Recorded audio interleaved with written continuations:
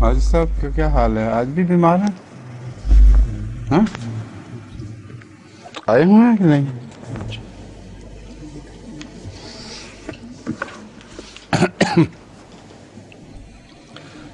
آج 78ویں آیت اور رکوع ختم ہو گیا تھا.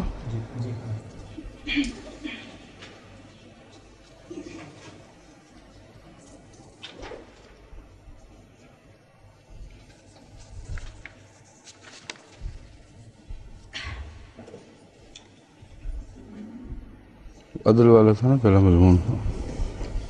من یامر بالعدل وعلی صراط مستقیم وللہ غیب السماوات والارض. اعوذ باللہ من الشیطان الرجیم. بسم اللہ الرحمن الرحیم. وللہ غیب السماوات والارض وما امر الساعۃ الا کلمح البصر او اقرب ان اللہ علی کل شیء قدیر.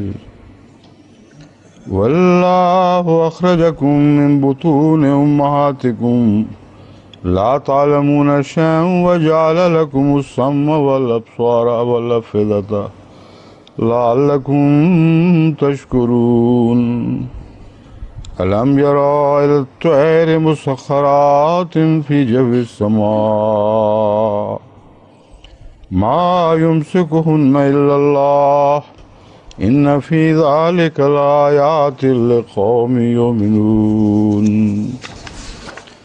والله جعل لكم من بيوتكم سكنا وجعل لكم من جلود الأنعام بيوتا تستخفونها يوم ظعنكم ويوم إقامتكم ومن أصوافها وأوبارها وشعرها أثاث ومتاع إلى حين.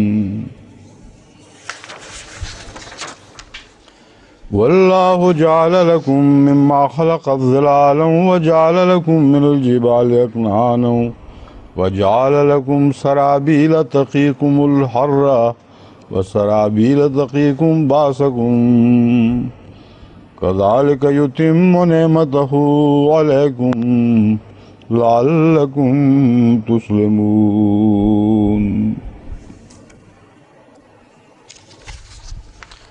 فإن تولوا فإنما عليك البلاغ المبين. يعرفون نعمة الله ثم ينكرونها وأكثرهم الكافرون. ويوم نبعث من كل أمة شهيدا ثم لا يؤذن للذين كفروا ولا هم يستعتبون. وإذا رأى الذين ظلموا العذاب فلا يخفف عنهم ولا هم ينظرون. وإذا رأى الذين أشركوا شركاءهم قالوا ربنا هؤلاء شركاؤنا الذين كنا ندعو من دونك فألقى إليهم القول إنكم لكاذبون. وألقى إلى الله يومئذ السلام وضل عنهم ما كانوا يفترون. الذين كفروا وصدوا عن سبيل الله زدناهم عذابا فوق العذاب بما كانوا يفسدون.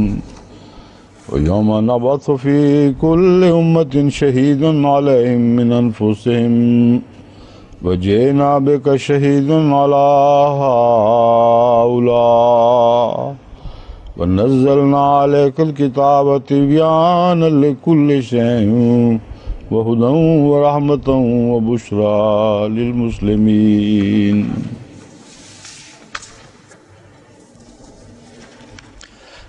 وَلِلَّهِ غیب السماوات والارض، اور اللہ ہی کے لیے ہے آسمانوں اور زمین کا غیب. وَمَا أَمْرُ السَّاعَةِ إِلَّا كَلَمْحِ الْبَصَرِ وَهُوَ أَقْرَبُ، اور ساتھ کا معاملہ پلک جھپکنے کی طرح ہے یا اس سے بھی قریب تر.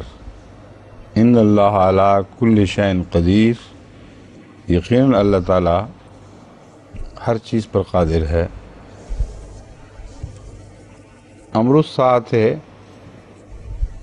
کا ترجمہ ہے معاملہ میں نے کیا ہے، اس کا ترجمہ یہ بھی کیا گیا ہے واقعہ، وہ امر جو ہونے والا ہے یا خدا کا فیصلہ ساتھ کے متعلق جب رونما ہوگا تو اس طرح ہوگا۔ تو واقعہ سے کی نسبت میرے خیال میں امر الساعہ کا ترجمہ خدا تعالیٰ کا امر سات کے بارے میں جب رونما ہوگا تو ایسے ہوگا جیسے پلک جھپکنے کا واقعہ ہو، یا اس سے بھی قریب تر کا ترجمہ عموماً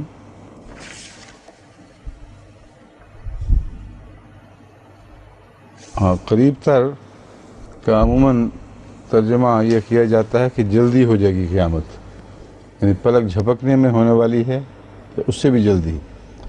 لیکن اقرب کا جو مضمون ہے یہاں وہ قیامت کے فاصلے اور ہمارے درمیان جو عرصہ ہے اس سے تعلق نہیں رکھتا، بلکہ اس کا مضمون، اس کا معاملہ رونما ہونے کے لمحے سے تعلق رکھتا ہے کہ جب قیامت رونما ہوگی تو اتنی جلدی اور تیزی سے رونما ہوگی کہ جیسے آنکھ جھپکنے کا واقعہ ہو، لیکن انسان چونکہ اس سے کم تر لمحات کا تصور عموماً نہیں کر سکتا۔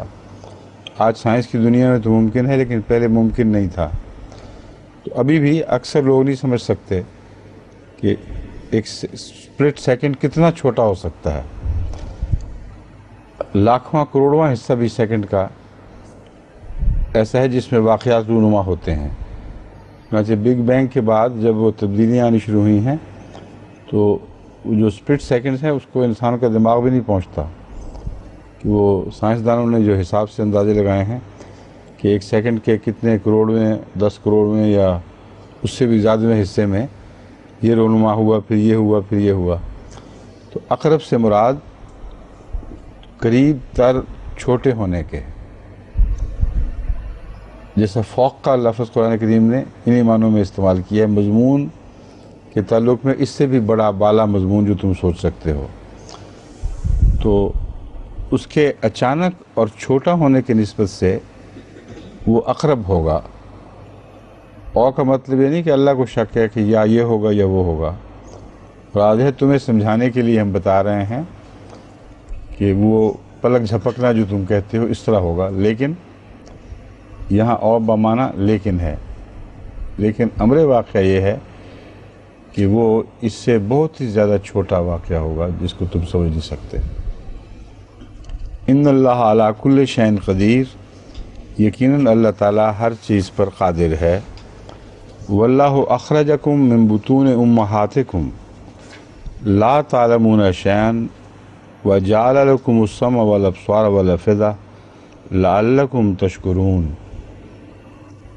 اللہ تعالیٰ نے تمہیں ماؤں کے پیٹوں سے پیدا کیا، لا تعلمون شیئا، ایسی حالت میں کہ تم کچھ بھی نہیں جانتے تھے، وجعل لکم السمع والابصار والافئدہ، اور تمہارے لیے سماعت کی قوت اور دیکھنے کی قوت اور سمجھنے کی قوت پیدا کی، لعلکم تشکرون، تاکہ تم شکر گزار بنو۔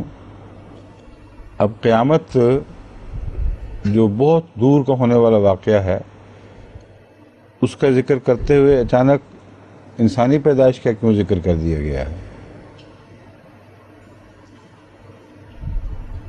اشرف صاحب نہیں آئے ہوئے، فاسٹ فوڈ زیادہ کھا گئے ہیں شاید کچھ۔ کیوں جی؟ ہاں بتائیں، آپ بتائیں۔ ہماری جو اب کی حالت ہے وہ اس طرح ہوگی جیسے ہم پیدائش سے پہلے تھے۔ اب میرا خیال عارفہ کو بتا رہے ہیں، عارفہ سن کے بھی بتا دینا آگے، اونچی بولیں۔ کیونکہ جو ہماری آخرت میں جو ہماری حالت ہوگی وہ نئی پیدائش ہوگی، جس طرح جب ہم پہلے کا پیدا ہوتے ہیں۔ وما خلقکم ولا بعثکم الا کنفس واحدہ والا مضمون ہے کہ جیسے نفس واحدہ پیدا ہوتا ہے اسی طرح تمہاری پہلی پیدائش، یعنی ہم جس کو دیکھتے ہیں، پہلی پیدائش جس طرح ہے ویسے ہی تمہاری بعد کی پیدائش بھی ہوگی. تو بہت اس میں گہرا مضمون ہے. اور پھر اس طرح توجہ دلائی کہ ہم کیسا نصورکم فی الارحام ہے، ہم تمہیں کس طرح ماؤں کے پیٹوں میں مختلف حالتوں میں تصویروں میں بدل رہے ہیں تمہیں. تو وہ جو لمح البصر والا واقعہ ہے ہوگا تو بہت دور میں. اور یہ آیت بتا رہی ہے کہ عظیم تبدیلیاں جو روح میں پیدا ہو رہی ہوں گی اس وقت، جب وہ واقعہ رونما ہوگا اس وقت تک وہ تبدیلیاں اتنی آگے بڑھ چکی ہوں گی جیسے ماں کے جنین میں پیدائش کی پہلی حالت اور پھر اس کے بچے کے طور پر ڈیلیور ہونے کی حالت ہے. جسے پتہ چلتا ہے کہ یہ کہنا کہ اقرب کا معنی یہ ہے کہ اچانک شاید کسی وقت ہو جائے، ہر وقت انتظار کر بیٹھے رہو ابھی ہو جائے گا، یہ درست نہیں ہے. قرآن کریم سے تو قطعی طور پر ثابت ہے کہ انسان کے بعد اس بات کا امکان موجود ہے کہ جب انسان ناشکرا ثابت ہو جائے تو اس کی صف لپیٹ دی جائے اور نئی مخلوق وجود میں آئے. جب یہ مضمون قطعی طور پر قرآن میں درج ہے تو یہ کیسے ممکن ہے کہ اس آیت کا ایسا ترجمہ کیا جائے کہ ہمیں کہا گیا کہ بس ابھی آنے والی ہے قیامت، شاید ابھی آ جائے. اگر یہ معنی لینا ہے تو صرف انسان کی موت کے حوالے سے لیا جا سکتا ہے، اور کوئی معنی نہیں. کہ تم پر جو قیامت گزرنی ہے، جہاں تک تمہارے ذات کا تعلق ہے، ہر لمحہ تم مر سکتے ہو. لیکن جہاں تک قیامت عظمیٰ کا تعلق ہے، جو تمام بنی نوع انسان یا مخلوقات سے تعلق رکھتی ہے، وہ تو ثابت ہو رہا ہے کہ یہاں ابھی نہیں آنے والی.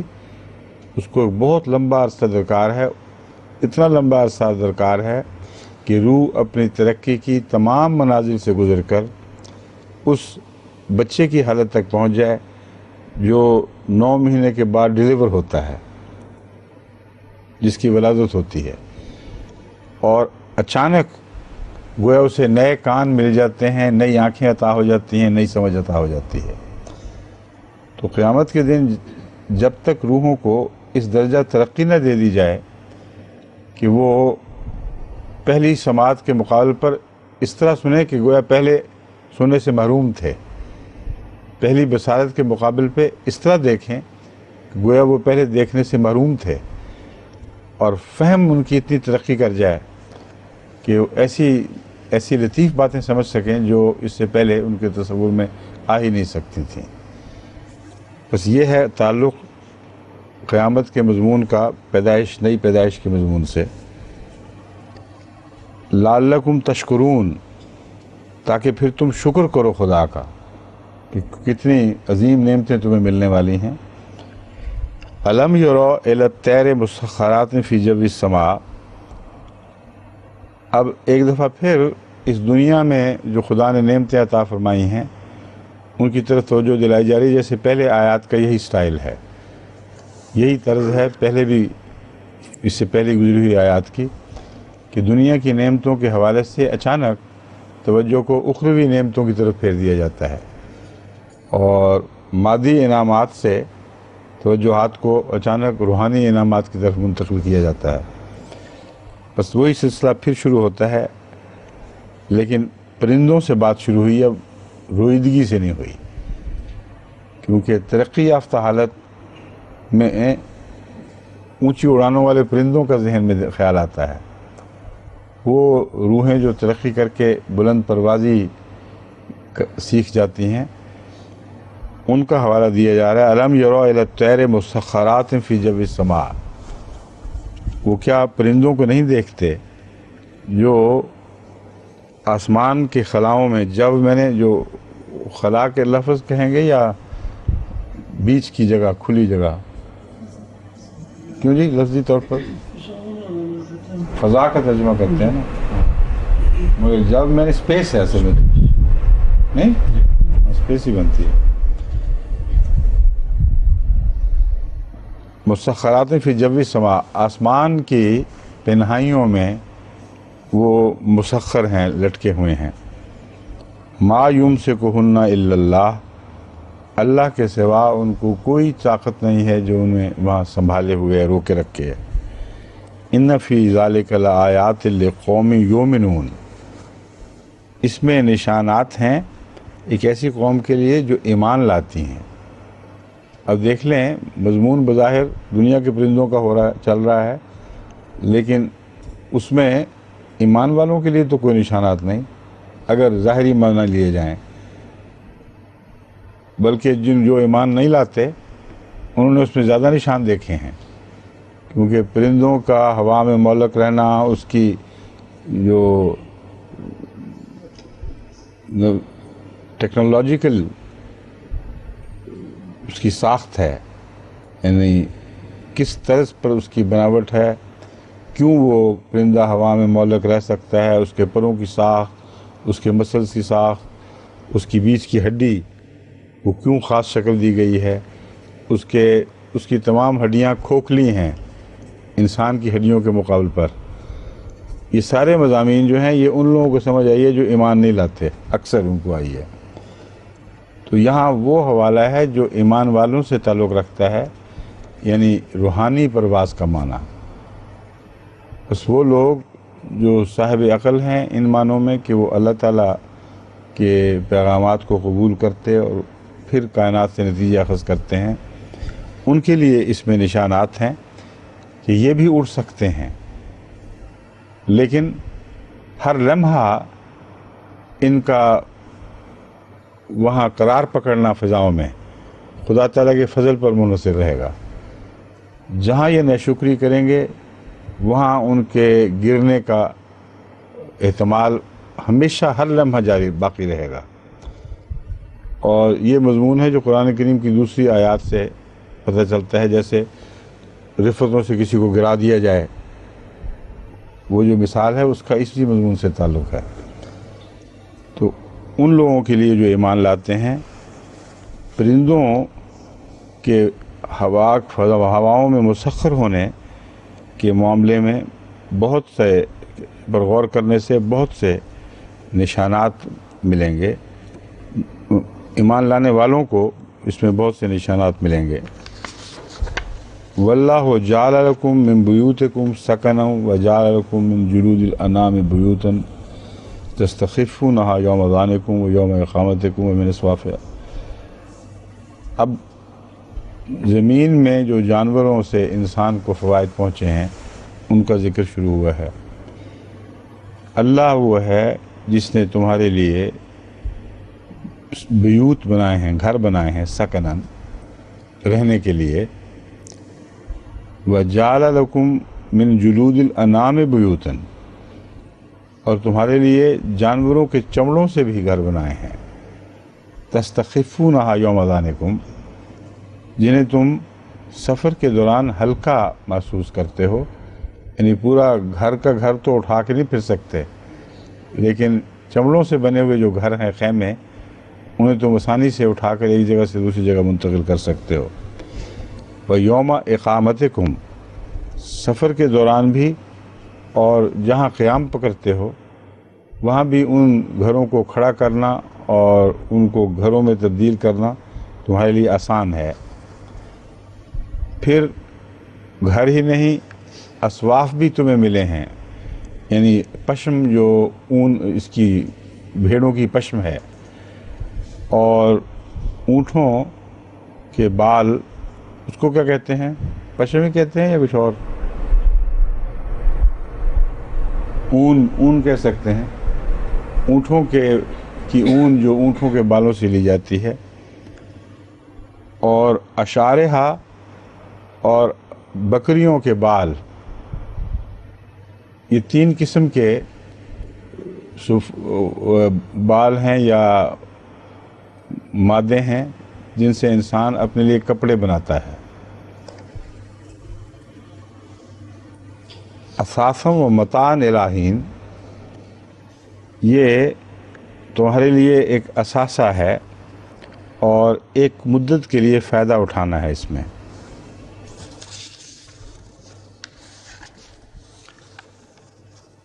اب یہ جو آیت ہے اس میں کون سی نصیحت ہے؟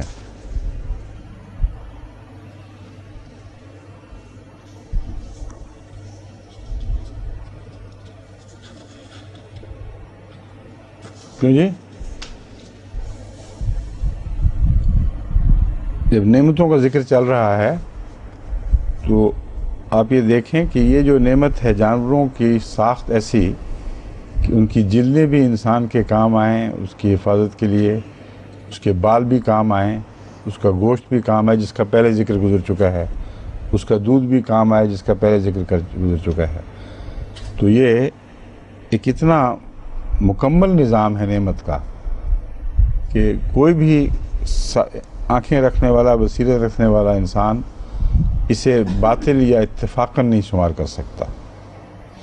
تمام انسانی زندگی کا انحصار ان چیزوں پر رہا ہے، اور انعام نے اپنا سارا وجود بنی نوع انسان کے لیے وقف کر رکھا ہے. یا جیسے پرندے مسخر ہوتے ہیں، اس طرح خدا نے انعام کو بھی بنی نوع انسان کے لیے ان کی بقا کے لیے مسخر کر رکھا ہے. واللہ جعل لکم مما خلق ظلالا وجعل لکم الجبال اکنانا وجعل لکم سرابیلا تقیکم الحر. اور اللہ تعالیٰ ہی وہ ہے جس نے پیدا کیا تمہارے لیے مما خلق ظلالا، ان چیزوں میں سے جو اس نے پیدا کی ہیں سائے دار چیزیں بھی پیدا کی ہیں. کچھ تو ایسے سائے کے سامان ہیں جو انسان ساتھ لیے پھرتا ہے اور ان کے اندر رہ کر اپنے آپ کو دھوپ اور سردی وغیرہ سے بچاتا ہے. لیکن دھوپ سے، سائے سے بچانے کے لیے خدا تعالیٰ نے اور بھی بہت سی چیزیں پیدا فرمائی ہیں، جیسا کہ من الجبال اکنانا، تمہارے لیے پہاڑوں میں خدا تعالیٰ نے پناہ گاہیں رکھ دی ہیں، غاریں بنا دی ہیں، اور پہاڑ خود بھی سائے کا سامان ہے. بہت دور تک پہاڑوں کے سائے چلتے ہیں جو اپنے نیچے کے دامن کے علاقے کو وہ دھوپ کی شدت سے بچاتے ہیں، ان کی گرمی کم کرتے ہیں. تبھی دامنے کو ہمیشہ دور کے علاقوں کے نسبت ٹھنڈا رہتا ہے، کیونکہ کسی نہ جس طرف خاص طور پر پہاڑ کا سایہ پڑتا ہو وہاں بہت زیادہ ٹھنڈ ہوتی ہے اس کے مقابل پر جس طرف دھوپ پڑ رہی ہوتی ہے. تو یہاں اکنانن کا جو پہلو ہے، ظلالن کا پہلو، وہ ان معنوں میں ہے کہ جہاں بھی پہاڑ کا سایہ پڑتا ہے وہ تمہیں دھوپ کی شدت سے بچاتا ہے.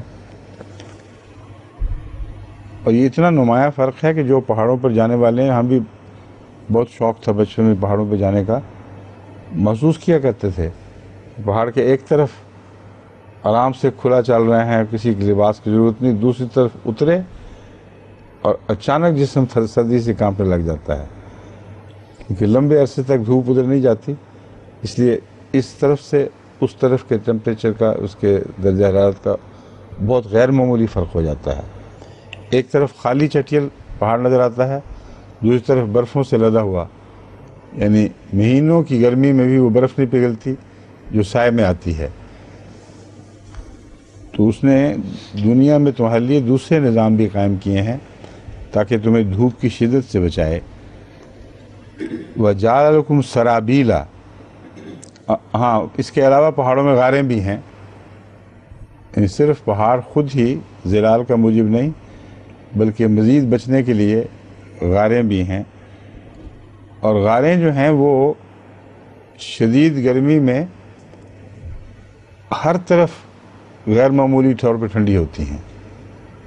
یہ عجیب بات ہے کہ پہاڑوں کی غاریں باہر کے ٹیمپریچر کے مقابلے پر اتنی ٹھنڈی ہوتی ہیں کہ بعض انسان سردی سے کانپنے لگ جاتا ہے. اس میں لیبنان میں یہ رواج ہے کہ پہاڑوں کی غاروں میں ان کو مزید کھود کھود کے انہوں نے وسیع کیا ہوا ہے، اور جتنے امیر آدمی ہیں وہ اتنی ہی بڑی غاروں پہ قابض ہیں. ایک غار میں مجھے بھی جانے کا اتفاق ہوا، باہر شدید گرمی تھی اور جو ہم اندر داخل ہوئے ہیں وہ کھلتی بھی چلی گئیں اور ٹھنڈ بھی ہوتی چلی گئی، یہاں تک کہ بالکل لگتا تھا کہ ریفریجریٹر میں داخل ہو رہا آدمی، یا کولر سے یا اس کا ان کے ایئر کنڈیشنر سے ٹھنڈا کیا ہوا گھر ہے. اور بڑے بڑے اندر محل بنائے ہوئے، بڑے بڑے ہال بہت قیمتی قالین، ہر قسم کی نعمتیں، اور عموماً عیسائی تھے جو زیادہ امیر تھے اس علاقے میں، مگر مسلمان بھی تھے، مگر زیادہ تر عیسائی تھے، اور بہت ہی شان و شوکت سے غاروں کے اندر رہتے تھے۔ تو قرآن کریم میں جہاں غاروں کا ذکر فرمایا ہے پہاڑوں میں، وہ مزید سردی کے لیے اور سخت گرمی سے بچاؤ کے لیے ضروری ہیں۔ وَجَعَلَ لَكُمْ سَرَابِيلَ، اور تمہارے لیے لباس بنایا ہے، تَقِيكُمُ الْحَرَّ۔ یہاں اب سردی سے بچاؤ کی بات اس لیے نہیں کی کہ سارا مضمون ہی دھوپ سے بچاؤ کا چل رہا ہے، ورنہ انسان خود بخود لکھنے والا منہ میں کہہ دے گا سردی سے بھی بچاتا ہے، گرمی سے بھی بچاتا ہے، مگر یہ خدا کا کلام ہے، اس لیے ایک خاص نہج پر ایک منطقی طور پر آگے بڑھ رہا ہے۔ تقیکم الحر والسرابیل تقیکم باسکم، ایسا لباس تمہارے لیے بنایا جو تمہیں دھوپ سے بھی بچاتا ہے، گرمی سے۔ الحر کا ترجمہ گرمی ہے لفظاً، یہ دھوپ ہے، دونوں معنوں میں آتا ہے۔ دھوپ کے لیے بھی ہر کہتے ہیں یا صرف گرمی کے لیے کہتے ہیں؟ حرارت تو گرمی ہے نا صرف، مگر یہاں جو قرآن کریم نے لفظ ہر استعمال کیا اس میں ذہن دھوپ کی طرف جاتا ہے، غالباً ہوگا ترجمہ، یہ چیک کر لیں، گرمی سے بچاتا ہے یا دھوپ سے بچاتا ہے۔ وَسَرَابِيلَ تَقِيكُمْ بَاسَكُمْ، اور ایسے لباس بنائے جو تمہیں لڑائی کے وقت بچاتے ہیں۔ لڑائی بھی ایک قسم کی آگ ہوتی ہے، لڑائی کی شدت سے، اس کے زخموں سے، تکلیفوں سے بچانے کے لیے وہ مختلف قسم کی زرہیں وغیرہ جو انسان بناتا ہے اس طرف اشارہ ہے۔ كَذَلِكَ يُتِمُّ نِعْمَتَهُ عَلَيْكُمْ لَعَلَّكُمْ تُسْلِمُونَ، اسی طرح اللہ تعالیٰ تم پر اپنی نعمتوں کی تکمیل کرے گا یا کرتا ہے تاکہ تم اسلام لے آؤ۔ اب دیکھیں یہاں آ کے وہ تان ٹوٹی ہے اصل مضمون کی، تمام دنیاوی نعمتوں کا ذکر کر کے اس نعمت کا ذکر یہاں فرمایا جا رہا ہے جس کو قرآن کریم کے محاورے میں خدا تعالیٰ کی طرف سے نازل ہونے والی روحانی نعمت کے طور پر بیان کیا گیا ہے۔ یعنی نعمت کا لفظ قرآن کریم میں اکثر صورتوں میں روحانی انعامات کے لیے استعمال ہوا ہے۔ نبوت کی نعمت، صدیقیت کی نعمت، شہادت کی نعمت، صالحیت کی نعمت، یہ سب نعمتیں بیان فرمائی ہیں۔ وَإِذَا أَنَّمْنَا عَلَى الْإِنسَانِ أَعْرَضَ وَنَأَىٰ بِجَانِبِهِ، جب ہم نعمت دیتے ہیں تو انسان پیٹھ پھیر کر منہ موڑ کر چلا جاتا ہے، دنیا کی نعمتوں سے نہیں موڑتا۔ صاف پتہ چلا کہ وہاں روحانی انعامات مراد ہیں۔ تو وہ جو میں کہہ رہا تھا، انتقال ایک طرف مضمون کا دوسرے مضمون کی طرف ہو رہا ہے، دنیا کی نعمتوں کا ذکر کرتے کرتے اچانک روحانی نعمتوں کی بات شروع ہو جاتی ہے۔ تو یہ جانوروں وغیرہ کے قصے صرف ظاہری صورت میں پیش نظر نہیں ہیں، بلکہ یہ بتانا مقصود ہے کہ اسی طرح ہم تمہارے لیے روحانی طور پر بچنے کے سامان کرتے ہیں۔ وَلِبَاسُ التَّقْوَىٰ ذَلِكَ خَيْرٌ، وہاں بھی لباس کا ذکر ہوا ہے، تو فرمایا کہ یہ نعمتیں ہیں تاکہ تم ان کو دیکھو، سمجھو اور پھر اسلام لے آؤ، یعنی خدا کے حضور جھک جاؤ، اس کو سپرد کر، اپنے آپ کو اس کے سپرد کر دو یا اس کی فرما برداری اختیار کرو۔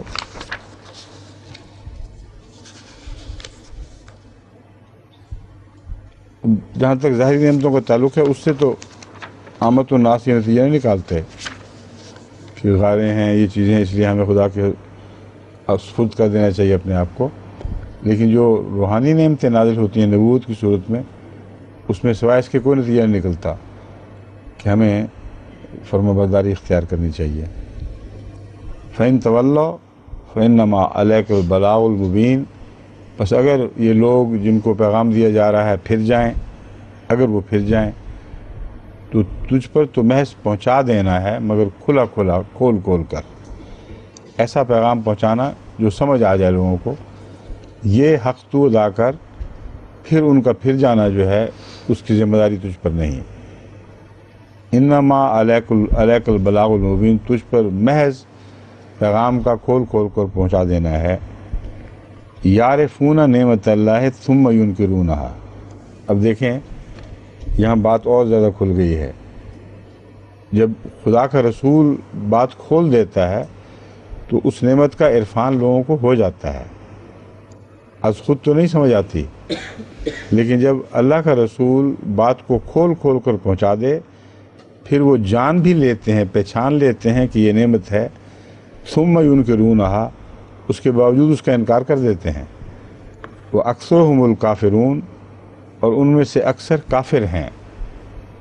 نہ شکرہ ہی نہیں بلکہ کافر، انکار کرنے والے کافر ہیں. ان ظاہری نعمتوں کا تو کوئی انکار نہیں کرتا. اس لیے یہاں کھل گئی ہے بات. بلاغ کے بعد جو مضمون ہے وہاں نعمت سے مراد الہی نعمت، آسمان سے نازل ہونے والا روحانی پیغام ہے. وَيَوْمَ نَبْعَثُ فِي كُلِّ أُمَّةٍ شَهِيدًا. اب دیکھیں اس مضمون کو پھیر کے قیامت تک پہنچا دیا. مجھے لگا تھا کہ اس سے انحراف ہو کر دوسری باتیں شروع ہو گئی ہیں، مگر قیامت تک پہنچنے کے لیے جو ضروری لوازمات تھے، جو تیاریاں کرنی تھیں، ان کے ذکر سے گزار کر اب پھر یہ فرمایا جا رہا ہے کہ جب قیامت آئے گی، یوم نبعث من کل امۃ شہیدا ثم لا یؤذن للذین کفروا ولا هم یستعتبون. جس دن ہم ہر قوم سے شہید لائیں گے، یعنی ایک ایسا گواہ جو ان پر اس بات کی گواہی دے گا کہ ہم نے پیغام کھول کھول کر پہنچا دیا تھا، یہ بات سمجھ گئے تھے، اور اس کے باوجود ضد اختیار کی یا اندرونی کجی کی وجہ سے اس بات سے پیغام سے استفادہ نہ کر سکے. یہ گواہ کھڑا ہوگا ہر قوم کا اپنا، کسی باہر کی قوم کا نہیں. ثم لا یؤذن للذین کفروا، پھر جن لوگوں نے انکار کیا ہے ان کو اجازت نہیں دی جائے گی. کس بات کی اجازت دی جائے گی؟ کہ وہ فضول عذر تراشیں. ان پر جب ان کی قوم کا گواہ پیش ہو جائے گا تو اس کے بعد ان کو حق نہیں ہوگا کہ وہ اس کا جواب دیں. وہ ایک حتمی قطعی گواہی ہوگی جو ان کے خلاف دی جائے گی. ولا هم یستعتبون، اور انہیں خدا کی دہلیز تک رسائی ہی نہیں ہوگی. یستعتب کا مطلب ہے وہ دہلیز تک رسائی نہیں دیے جائیں گے، یعنی وہ چوکھٹ تک ہی نہیں پہنچیں گے تو انہوں نے جواب کیا پیش کرنا ہے اپنا. ان کے اور خدا تعالیٰ کے دربار کے درمیان ایسا فاصلہ ڈال دیا جائے گا کہ وہ اس کی آواز پہنچ نہیں سکتی وہاں تک. تبھی جہنم والے بھی مخاطب کرتے ہیں جہنم کے دروغوں کو کہ اپنے رب سے ہمارے لیے یہ مانگ، کیونکہ وہ ایسی جگہ ہے جہاں سے وہ براہ راست خدا تک رسائی نہیں رکھتے، اس وجہ سے کہ دنیا میں انہوں نے یہ رسائی کا سلسلہ کاٹ دیا. جو دنیا میں دعا کے ذریعے اور التجاؤں کے ذریعے اللہ تعالیٰ سے ایک رسائی کا تعلق قائم نہیں کرتا، مرنے کے بعد وہ تعلق نہیں بن سکتا. پیدائشی مضمون، اندھے والا مضمون ہے. اور چونکہ ساری مثال ہی پیدائش کی دی جا رہی ہے، جو بطن مادر سے، ماں کے پیٹ سے اندھا پیدا ہوتا ہے وہ پھر بیچارہ اندھا ہی رہتا ہے. تو جو لوگ پہلے بھی رسائی سے محروم ہو گئے تھے، اور اس میں ان پر ظلم نہیں ہوگا، وہ خود در یار تک رسائی سے محروم ہوئے ہیں ارادتاً. انہوں نے دنیا میں اس رسائی کے رستے کاٹ دیے، بس مرنے کے بعد بھی یستعتبون، ان کی اس چوکھٹ تک رسائی نہیں ہوگی. وَإِذَا رَأَى الَّذِينَ ظَلَمُوا الْعَذَابَ فَلَا يُخَفَّفُ عَنْهُمْ وَلَا هُمْ يُنظَرُونَ. اور جب وہ لوگ جنہوں نے ظلم کیا عذاب کو دیکھیں گے، فَلَا يُخَفَّفُ عَنْهُمْ، تو ان سے کوئی تخفیف نہیں کی جائے گی اس میں. وَلَا هُمْ يُنظَرُونَ، اور وہ کوئی مہلت نہیں دیے جائیں گے. وَإِذَا رَأَى الَّذِينَ أَشْرَكُوا شُرَكَاءَهُمْ، اور جب وہ لوگ جنہوں نے شرک کیا اپنے شرکاء کو دیکھیں گے. اپنے شرکاء، وہ شریک تو خدا کا ٹھہراتے ہیں، اپنے شرکاء سے مراد کہ جن کو اپنا بنائے بیٹھے تھے، جن کو اپنا حامی سمجھ بیٹھے تھے. قالوا ربنا ہؤلاء شرکاؤنا، یہ لوگ ہیں، اللہ دیکھ لیں ان کو. یہاں مراد بت نہیں ہے، یہاں فرضی خدا مراد نہیں ہے. ان کے متعلق تو اللہ تعالیٰ قرآن کریم میں فرماتا ہے کہ ان سے کہا جائے گا لاؤ، تو کہیں سے وہ نہیں لا سکیں گے. ان کو ہیں ہی نہیں، وہ ان کو پیش کیا کریں گے. یہاں انسانی خدا ہیں جو قبروں میں دفن ہیں اور جن کی یہ لوگ پوجا کرتے ہیں، پیر اور فقیر جو مر گئے، اور یہاں تک کہ بعض تو مرے ہوئے گدھوں کی بھی پوجا کر رہے ہیں.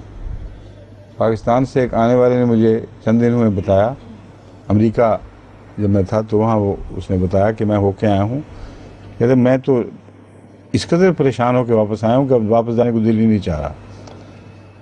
ہر راستے پر قبریں بنی ہوئی ہیں اور بسیں ٹھہرتی ہیں، اور ڈرائیور کچھ پھینکتا ہے کچھ پیسے اور پھر باقیوں سے توقع رکھتا ہے کہ وہ بھی پھینکیں، اور وہ ان قبروں کے اوپر کچھ ڈال دیتے ہیں. ایک قبر کے متعلق اس نے کہا کہ مجھے اس علاقے کے ایک آدمی نے بتایا کہ یہ گدھا تھا یا کتا تھا، کوئی چیز مر گئی تھی، کہتے میں نے خود کھود کے دفن کیا یہاں. اور میں ان لوگوں کو بتاتا ہوں کہ ہوش کرو، کچھ خدا کا خوف کرو، یہ تو میں نے دفن کیا تھا، تم مجھے دھتکارتے کہ جاؤ دفع ہو. بہت بڑا بزرگ ہے یہ، بہت ہی کوئی نیک کتا ہوگا جو بھونکتا نہیں ہو، شاید یہ بھی ہو سکتا ہے، مگر جو بھونکتے نہیں وہ کاٹتے ہیں، سنا ہے. باہر بہت ہی کوئی خاموش طبیعت، نہ بھونکنے والا نہ کاٹنے والا کتا تھا، جس کی وہاں پوجا ہو رہی ہے اور پیسے پھینکے جا رہے ہیں اور دعائیں مانگی جا رہی ہیں اور مجاور موٹے ہوئے جا رہے ہیں کھا کھا کے. یہ حال ہو گیا ہے ان شرکاء کا جو انہوں نے فرضی بنائے ہوئے ہیں. تو کتے تو بہرحال قیامت کے دن پیش نہیں ہوں گے، لیکن وہ جو دفن ہوئے بزرگ ہیں، وہ جب ان کو کہیں گے یہ تھے ہم نے جن کو شریک بنایا ہوا تھا، تو القوا الیہم القول انکم لکاذبون، وہ ان کے بنائے ہوئے شریک ان کو مخاطبوں کو کہیں گے تم جھوٹ بولتے ہو، ہم وہ نہیں تھے، تم نے فرضی طور پر ہمیں خدا کا شریک بنا رکھا تھا. یعنی واقعتاً ہم بزرگ خدا کے بندے تھے، نیک عبادت کرنے والے تھے، یہ مراد ہے، اور ہم نے تمہارے اس شرک کو قبول نہیں کیا، اور ہماری طرف تمہارا شرک منسوب کرنا ایک فرضی بات ہے، جھوٹ ہے، اور جس وجود کی طرف بھی تم نے کیا وہ اصل میں کالعدم ہے، ہم وہ ہیں ہی نہیں. تو جتنے فرضی وجود بنا بیٹھے ہیں وہ ہیں ہی وہ نہیں جو قیامت کے دن پیش ہوں گے. قیامت کے دن جو ہوں گے وہ خدا کے بندے ہوں گے اور انکار کریں گے اس بات کا کہ یہ ہماری عبادت کیا کرتے تھے. وَأَلْقَوْا إِلَى اللَّهِ يَوْمَئِذٍ السَّلَمَ وَضَلَّ عَنْهُمْ مَا كَانُوا يَفْتَرُونَ. اس دن پھر یہ لوگ شریک بنانے والے اللہ کی طرف صلح کی طرح ڈالیں گے. القوا الی اللہ السلام، سلم کہتے ہیں صلح کو، اور اس میں سلامتی امن کے معنی صلح میں پائے جاتے ہیں. وہ خدا تعالیٰ کی طرف صلح کی طرح ڈالیں گے یا بات کریں گے جس سے صلح پیدا ہو. وَضَلَّ عَنْهُمْ مَا كَانُوا يَفْتَرُونَ، اور جو وہ افترا کیا کرتے تھے وہ ان سے کھویا جائے گا.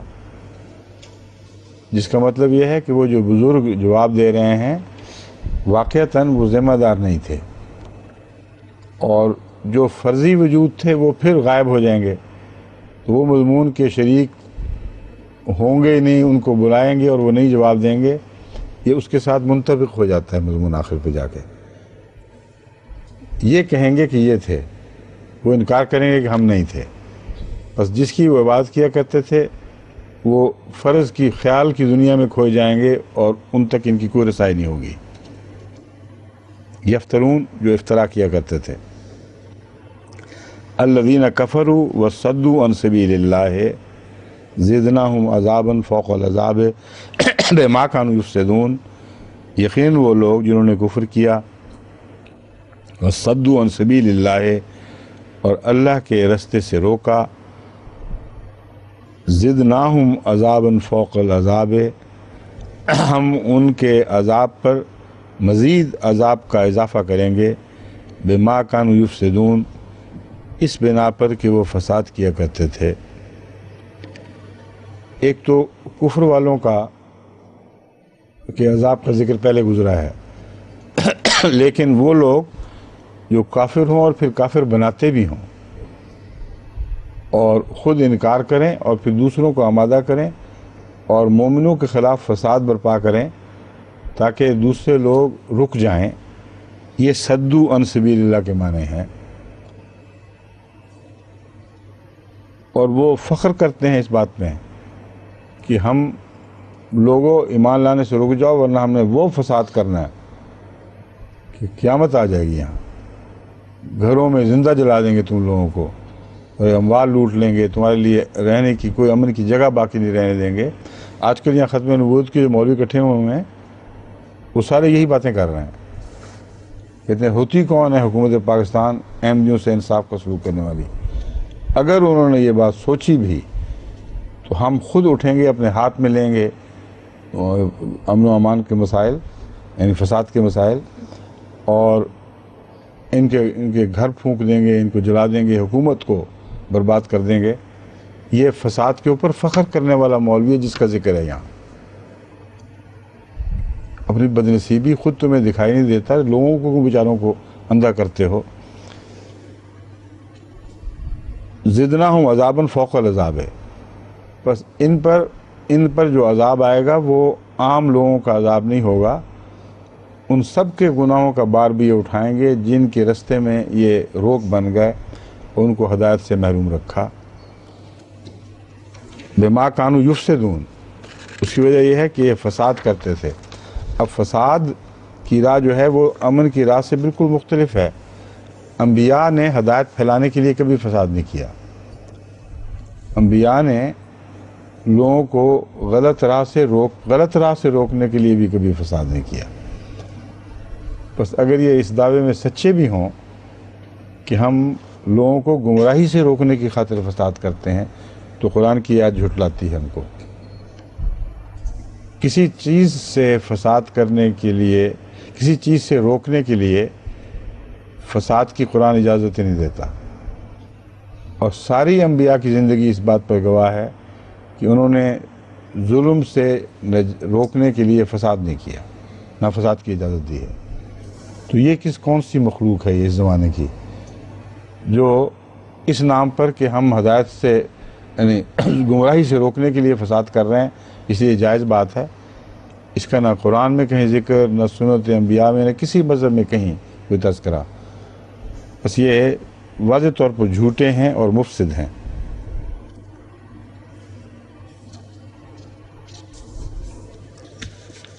وَلَقَدْ نَعْلَمُ أَنَّهُمْ يَقُولُونَ إِنَّمَا يُعَلِّمُهُ بَشَرٌ.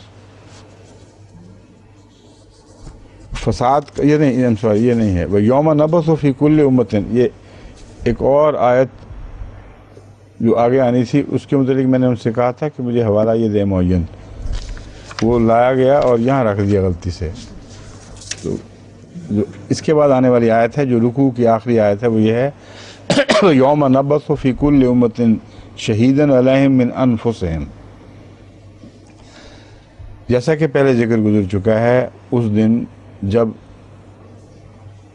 ہر امت سے ہم انہی میں سے گواہ مبعوث فرمائیں گے من انفسہم جو ان کے اندر سے ان کے خلاف گواہی دیں گے.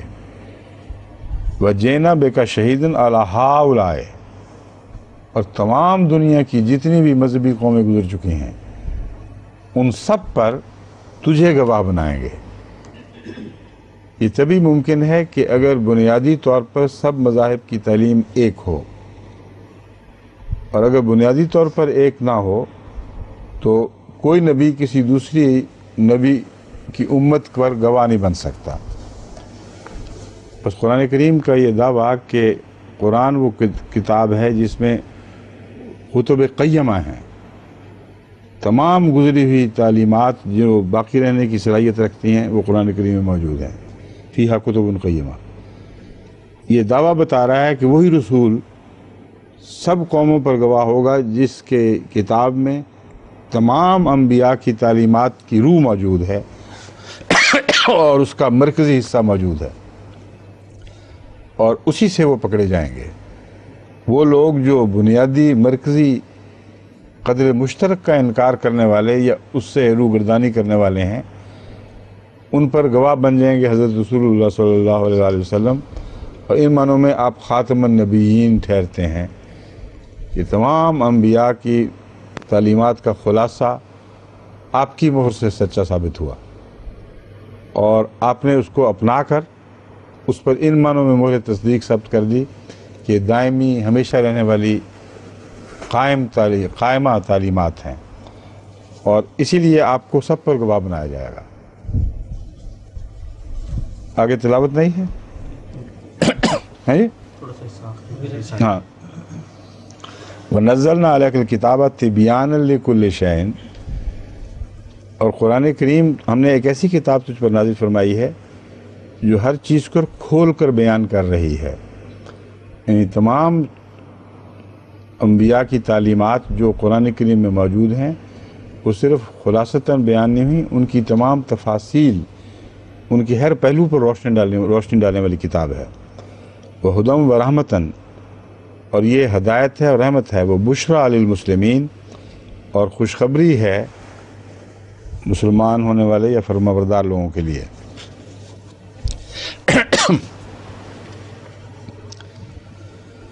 ان اللہ یامر بالعدل والاحسان وایتاء ذی القربى وینہی عن الفحشاء والمنکر والبغی یعظکم لعلکم تذکرون.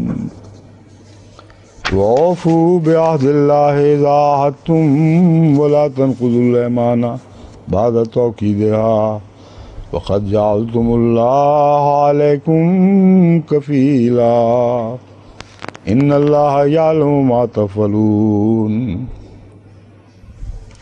وَلَا تَكُونُوا كَالَّتِي نَقَضَتْ غَزْلَهَا مِنْ بَعْدِ قُوَّةٍ أَنْكَاثًا تتخذون أيمانكم دخلا بينكم أن تكون أمة هي أربى من أمة إنما يبلوكم الله به وليبينن لكم يوم القيامة ما كنتم فيه تختلفون. ولو شاء الله لجعلكم أمة واحدة ولكن يضل من يشاء ويهدي من يشاء ولتسألن عما كنتم تعملون. ولا تتخذوا أيمانكم دخلا بينكم فتزل قدم بعد ثبوتها وتذوقوا السوء بما صددتم عن سبيل الله ولكم عذاب عظيم. ولا تشتروا بعهد الله ثمنا قليلا انما عند الله هو خير لكم ان كنتم تعلمون. ما عندكم ينفد وما عند الله باق ولنجزين الذين صبروا اجرهم باحسن ما كانوا يعملون. وقت چونکہ تھوڑا ہے اس لیے میرا خیال ہے باقی تلاوت اور پھر ترجمہ بعد میں کریں گے.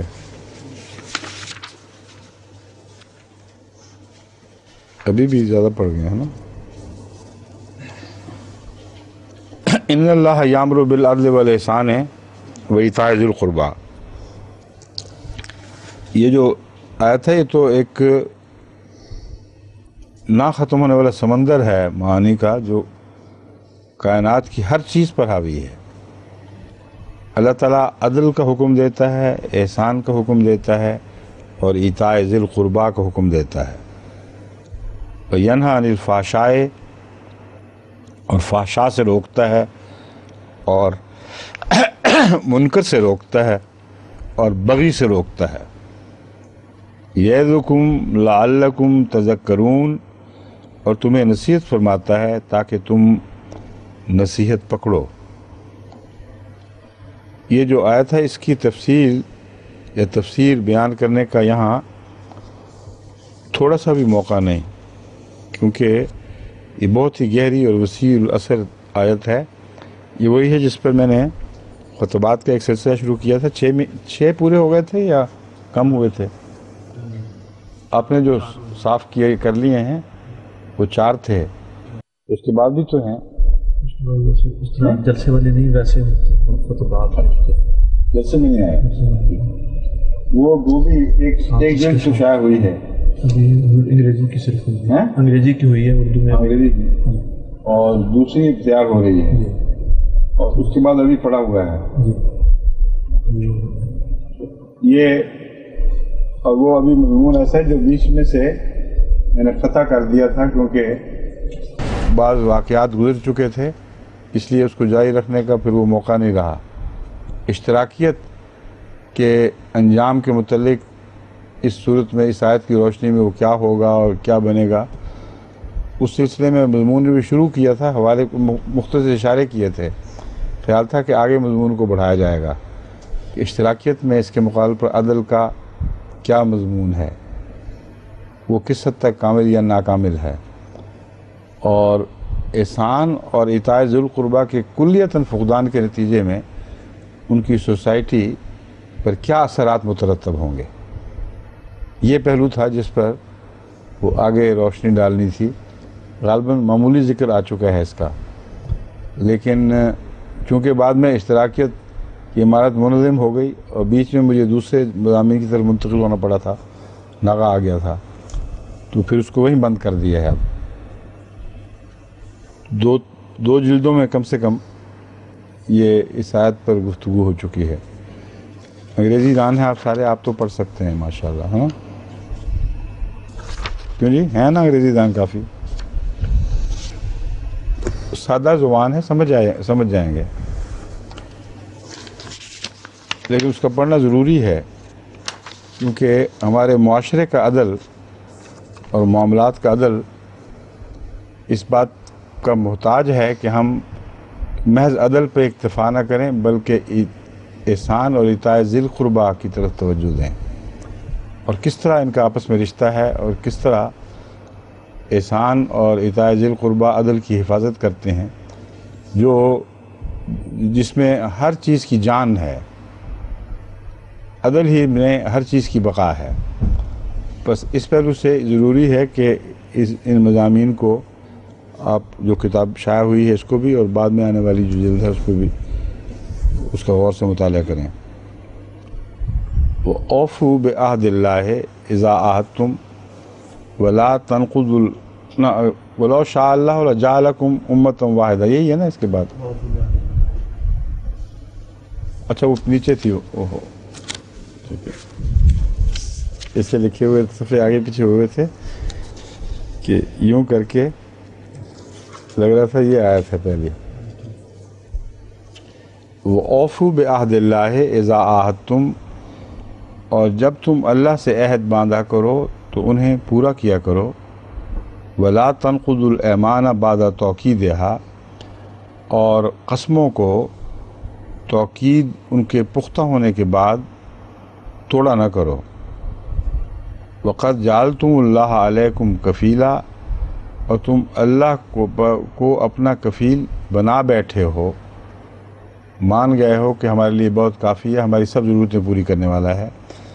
ان اللہ یعلم ما تفعلون، یقین اللہ تعالیٰ جانتا ہے جو تم کرتے ہو. ایفائے عہد عدل کا پہلا تقاضا ہے اصل میں، اور اس کے بغیر کوئی زندگی کی حقیقت قائم نہیں رہ سکتی. اس لیے ایفائے عہد کی طرف اب توجہ دلائی گئی ہے، اور سب سے زیادہ اہم عہد وہ ہے جو اللہ سے باندھا جائے. بس جب تم اللہ سے باندھے ہوئے عہدوں کو توڑ دیتے ہو تو جو کچھ بھی نیکیاں تم نے اس سے پہلے کمائی ہوں ان سب نیکیوں کو تم ضائع کر دیتے ہو. اس لیے یہ بہت ہی خطرناک بات ہے یعنی اللہ سے توڑے ہوئے عہد سے پہلے پہلے جو کچھ تم نے کما لیا وہ سارا اس عہد شکنی کے نتیجے میں اس طرح ظاہر ہو جائے گا، جیسا کہ فرمایا وَلَا تَكُونُوا كَالَّتِي نَقَضَتْ غَزْلَهَا مِن بَعْدِ قُوَّةٍ أَنْكَاثًا، اس چرخہ کاٹنے والی کی طرح نہ بننا جس نے سوت کاتا اور مضبوط ہونے کے بعد پھر اسے کاٹ دیا، یعنی ٹکڑے ٹکڑے کر دیا۔ تو جب تکلے پر جب سوت تیار ہو جائے اس پر اب چھری پھیر دیں تو دھاگا دھاگا ہو جاتا ہے اور پچھلی ساری محنتیں ضائع جاتی ہیں۔ چھری پھیرنے کے بعد یہ نہیں کہہ سکتا کوئی کہ میری پہلی محنت کا حق تو مجھے ملنا چاہیے۔ تو آخری فعل جو ہے انقطاع کا، اس کو عہد شکنی سے مشابہت دی گئی ہے۔ تو جب تم عہد شکنی کرو گے تو تمہاری پہلی ساری نیکیاں باطل ہو جائیں گی، اس لیے اس عورت کی طرح نہ بننا جس نے محنت سے سوت کاتا ہو اور پھر جب وہ مضبوط ہو چکا ہو پھر اسے وہ کاٹ پھینکے۔ تتخذون ایمانکم دخلا بینکم، تم اپنی قسموں کو آپس میں دھوکہ دینے کے لیے استعمال کرتے ہو۔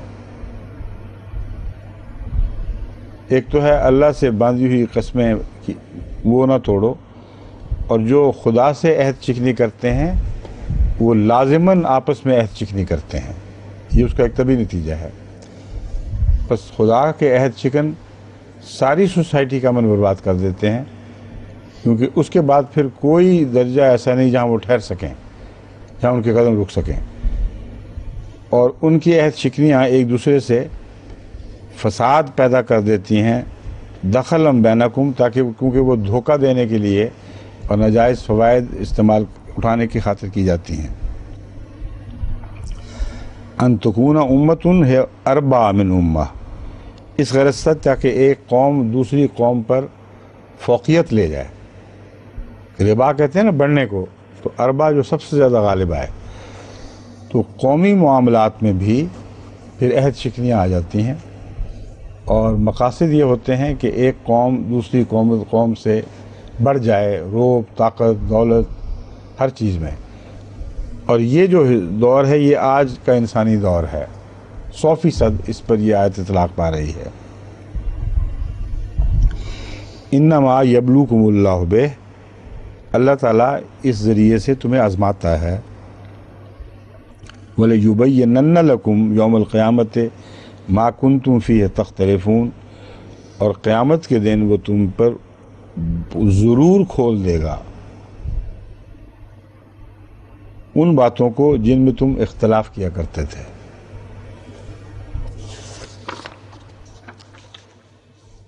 اور اگر اللہ چاہتا تو تمہیں امت واحدہ بنا دیتا، وَلَٰكِن يُضِلُّ مَن يَشَاءُ وَيَهْدِي مَن يَشَاءُ، لیکن وہ گمراہ ٹھہراتا ہے جسے وہ چاہے اور ہدایت بخشتا ہے جسے وہ چاہے۔ وَلَتُسْأَلُنَّ عَمَّا كُنتُمْ تَعْمَلُونَ، اور تم ضرور پوچھے جاؤ گے ان معاملات میں اس بارے میں جو تم کیا کرتے تھے۔ اب خدا تعالیٰ امت واحدہ اگر بنانا چاہتا تو بنا دیتا، اس پہ بظاہر اس بیان میں خدا تعالیٰ پر حرف آ رہا ہے کہ خدا تعالیٰ نے چاہا نہیں کہ بنا دے، اور جو پہلی آیتیں گزری ہیں وہ اس بات کی اجازت ہی نہیں دیتی کہ اس آیت کا غلط ترجمہ کیا جائے، کیونکہ اللہ تعالیٰ فرماتا ہے کہ تمہارے جھوٹوں اور بدعہدیوں کے نتیجے میں تم امت واحدہ بنے رہ ہی نہیں سکتے۔ دخلا بینکم کا یہ معنی بنے گا اس پہلو سے کہ تم نے آپس میں ایک دوسرے کے معاملات میں ناجائز دخل اندازی کی اور اس کے نتیجے میں فتنے پیدا ہوئے اور تم ایک دوسرے سے کٹ کر الگ ہو گئے۔ اس لیے خدا پر حرف نہیں آتا، مگر اس کا نتیجہ خدا ضرور ظاہر کرے گا، یہ مراد ہے۔ اور قیامت کے دن زیادہ کھل کر یہ نتیجہ سامنے آئے گا۔ بس اس دنیا میں خدا کا گمراہ ٹھہرانے کا مطلب یہ ہے کہ جب خدا تعالیٰ نے یہ ان کو حکم دیا، انسان کو حکم دیا اور واضح کر دیا کہ عہد شکنی نہیں کرنی، اس کے باوجود کی، اور بظاہر وہ عہد شکنی کے فوائد لے کر بھاگ گئے اور بظاہر وہ کامیاب ہو گئے کہ عہد شکنی بھی کریں اور اس کے عواقب سے بھی بچ جائیں۔ یہ جو وہم ہے یہ دور کرنے کے لیے آیت ہے کہ اللہ تعالیٰ جسے چاہتا ہے اسے ضرور گمراہ ٹھہراتا ہے، ان کی گمراہی چھپنے والی نہیں ہے۔ اب خدا تعالیٰ کا قانون عمل میں آئے گا اور ان کی آپس کی جو ان کے فسادات کے جو آپس کے معاملات ہیں ان کے بد اثرات لازماً ظاہر فرما دے گا، اور دنیا دیکھ لے گی کہ خدا کے نزدیک کون گمراہ ہے اور کون نہیں۔ اور اسی طرح جسے وہ ہدایت دینا چاہے، یعنی جو ہدایت کے رستوں پر عمل کرتے ہوں اور خدا ان کی ہدایت کی خواہش کو قبول فرما لے، ان کا معاملہ بھی کھل جائے گا۔ وَلَتُسْأَلُنَّ عَمَّا كُنتُمْ تَعْمَلُونَ، اور تم ضرور پوچھے جاؤ گے ان معاملات میں جو تم کیا کرتے ہو۔ یہاں جو پوچھے جاؤ کا معاملہ ہے یہ محض قیامت سے تعلق نہیں رکھتا بلکہ اس دنیا سے بھی تعلق رکھتا ہے، کیونکہ بہت سی قوموں کی آپس کی عہد شکنیاں اس دنیا میں ہی پھل لاتی ہیں۔ تو تسلونا کا مطلب یہ ہے کہ یہ جو جزا سزا کا قانون ہے اس نے بہرحال عمل دکھانا ہے۔ اس دنیا میں اس قطعیت کے ساتھ یہ عمل دکھاتا ہے کہ اس کے بعد تمہارا یہ وہم کر لینا کہ مرنے کے بعد ہم بچ جائیں گے، یہ غلط ہے، کیونکہ وہی خدا جس نے اس دنیا میں یہ قانون نافذ فرمایا ہے وہی آخرت کا حساب لینے والا ہے۔ وقت ختم ہو گیا، چلو جی حساب کے ساتھ ہی حساب ختم ہو گیا۔ ابھی تم نے مٹھی اٹھائی تھی یا دیر سے اٹھائے بیٹھے تھے؟ ابھی عین وقت کے اوپر یا تھوڑی سی رعایت کر گئے تھے؟ 1 منٹ بعد تھوڑا سا، اچھا ٹھیک ہے۔ یہ 94 آیت ہے جو ہم نے ختم کی ہے، یاد رکھیں۔ اس میں اس کو ڈال دیتے ہیں بیچ میں، چلیں جی۔